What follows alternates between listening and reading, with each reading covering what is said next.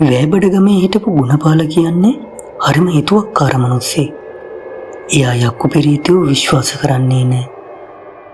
දවසක් ගුණපාලගේ හොඳම යාළුවෙක් අද්භූත විදිහට මැරෙනවා.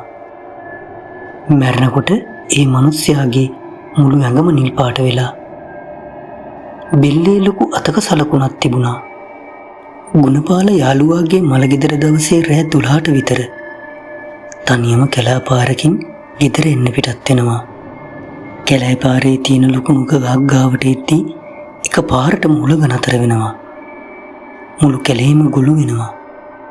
ගුණපාලට ඇහෙනවා කවුරු හරි හයියෙන් හුස්ම ගන්න සද්දයක්. ගුණපාල උඩ බලද්දී දකින්නේ අඩි 12ක් විතර උස කළුම කළු රූපයක්. ඒ රූපේ ඔළුවේ තිබුණේ ලොකු වලහෙක්ගේ වගේ. ඇස් දෙක රතු පාට ගිනි පිට වෙනවා. ඒ තමයි මහා ශූන්‍යකා.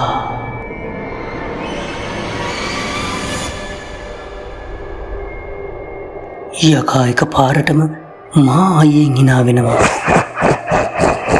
ඒ hinaවට මුළු කැලේම හෙල්ලෙනවා. යකා තමන්ගේ ලොකු අතකින් ගුණපාලගේ උරහිසට පාරක් ගහනවා. ඒ පාර වැදුණු ගමන් ගුණපාල බිම ඇදගෙන වැටෙනවා.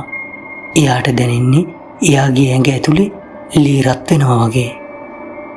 යකා අතුරුදහන් වෙන්නේ ගුණපාලගේ පිටේ පෑරුණු අතක සලකුණක් ඉතුරු කරලා. ගුණපාලව ගෙදරට ගෙනාවට පස්සේ එයාට සිහිය එන්නේ නැහැ.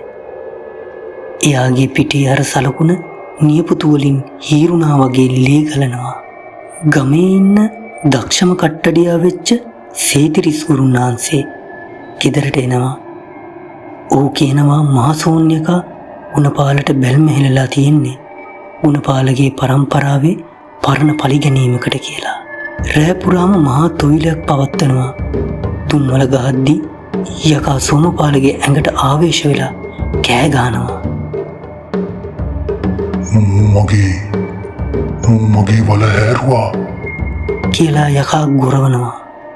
සේතිරිස් ගුරුන්නාන්සේ සහ යකා අතර මහා මන්ත්‍ර යුද්ධයක් යනවා.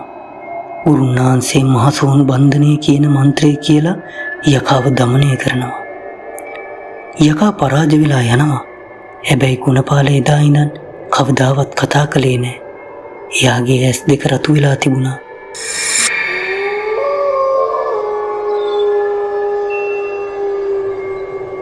ඔයත් රෑ 12ට තනියම කැලෑ පාරක යනවා නම් පිටිපස්සෙන් ඇහෙන හුස්ම ගන්න සද්දේ ගැන සැලකිලිමත් වෙන්න.